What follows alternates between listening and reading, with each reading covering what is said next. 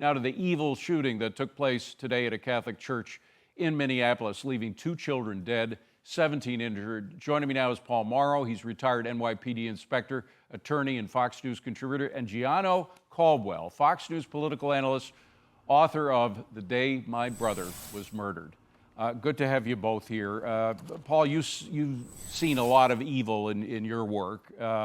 It was daily business, but shooting children at a Catholic school while at Mass, it's got to take the cake as the most evil thing I've ever heard. Yeah, I mean, it really does. This is really a new low here. And, you know, I'm not going to do what we're seeing some of the people on the left do, which is politicize it. It's not just Gavin Newsom. There are some others.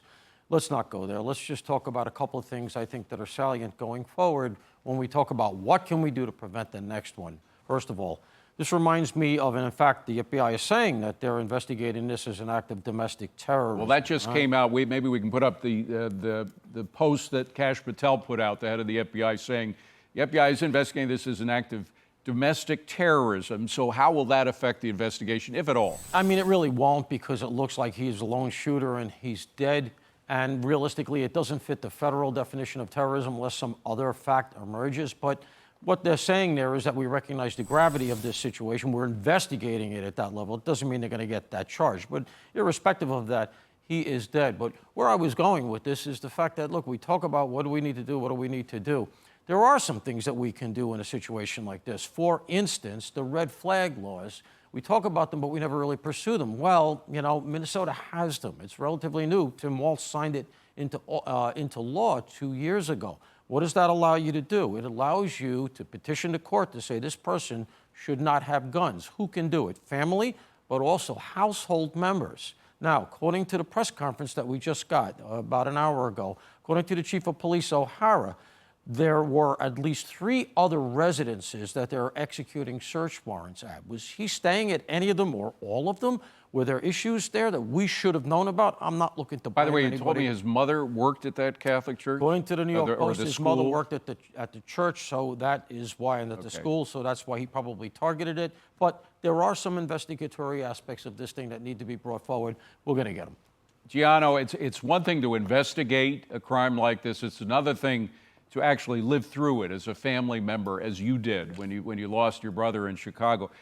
How did you and your family get through it? Well, to be honest with you, 3 years since my brother was murdered, we're still getting through it. And it's much harder on my family than it is for others who are not actively trying to do something to further my brother's legacy and the thousands of others that have come behind him who have been murdered in Chicago or elsewhere. Here's the thing. The Democrats can play politics on these shootings. They can make these statements, but the truth of the matter is there's only one person that I can think of that's actually doing something about crime in America, and that is Donald J. Trump. The fact that he has had the guts to say, we're going to call in the National Guard, we're going to clean up D.C., not just by locking people up, but we're going to beautify it as well. And we know about the broken windows theory on how that does have an impact on a community, leaving the residents of D.C., Washington, D.C., to finally have a little bit of peace, even if this is a short gap measure.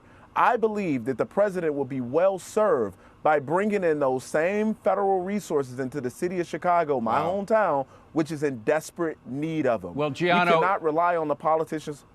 Let me just play for you what the mayor of Chicago had to say about that. I believe it was on Tuesday of this week, yesterday. Roll tape.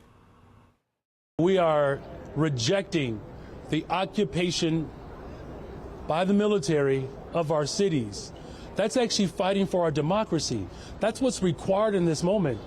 When we fight back against tyranny, the people united will always prevail. Well, don't the people united in Chicago want safer streets? 100%. But let's talk about his comments. We're rejecting the occupation of the military in our streets. I know. There will be no occupation. But there is an occupation of gangs in our streets in Chicago. There's an occupation of drug dealers. There's an occupation of violent criminals who continue to take over the streets of Chicago, where citizens have no recourse. They don't have a number of police officers that even respond to these crimes. there are thousands of police officers down. So when you have a president who's willing to expend his capital and bring in federal resources, you should say, absolutely, Mr. President, we want to work with you, whatever that may look like. Yeah. But right now, the Democrats, after decade of failure, have not provided any solutions to the violent crime there, and they've only made matters worse. Finally, Paul, this psycho who was responsible for this, who we assume was responsible for it, the arsenal he had was frightening. I mean, just a huge arsenal of weapons. Some of them seemed to be automatic, but at least they had clips carrying a lot of rounds, 20, 40 rounds, et cetera. This city, in Minneapolis, in Minnesota, both the governor and the mayor of the city have very tight gun control laws. The guns get through. Oh, yeah, of course they do. Why not focus on the perps that Gianno was talking about rather than the weapons that they use? Because a lot of it in New York is just stabbing people, pushing people off the subway, et cetera. That's right. They'll find a way. I mean, guns will find their way if you want them. And look, the default I always have in this circumstance when they start talking about guns is the following. Something like less than 10% of gun-related murders in this country every year are committed by long guns, which is invariably what you have in the school shootings. That puts between 80 and 90%, depending how you parse it, the vast, vast majority of gun murders, illegal handguns in urban areas, gun crews, drug crews, killing each other. And you and I both know, Gianno and I were talking about this earlier on the radio, they're killing each other. They are young black men who never get to the point where we can have them as functioning members of society because they're kids. And we're willing to sacrifice all of that. The Democrats certainly are. Think of all that human capital. Exactly. These are Americans, Exactly. and we're losing them. Yeah.